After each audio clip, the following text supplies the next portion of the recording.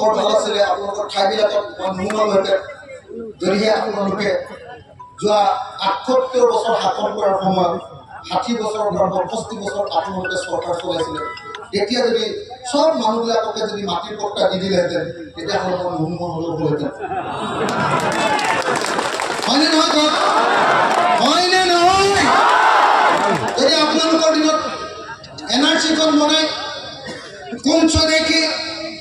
R কোন বিদেশী কোন স্বদেশী আৰ কোন বিদেশী মোৰ মতলব স্বদেশী আৰ বিদেশী আপোনালোকৰ মাজত যদি একজন বিদেশী আছে মই সেইজনৰ পক্ষত নাই তেওঁ ধৰি মই বাংলাদেশত পঠিয়াই দিয়া কিন্তু ৭১ চনৰ আগতে আহি ইয়াতে ৩ পুৰুষ ৪ পুৰুষ ৫ পুৰুষ বসবাস কৰি আছে তেওঁৰ মূৰত আছে কেৱল টুপি আৰু দাড়ি আৰু লুঙি সেইকাৰণে তেওঁ বিদেশী সেই বুলি যদি কয় তেতিয়াহ'লে মই জনাব কথাটো বুজি পাইছেনে মোৰ কথাটো স্পষ্ট যে বিদেশী হিন্দু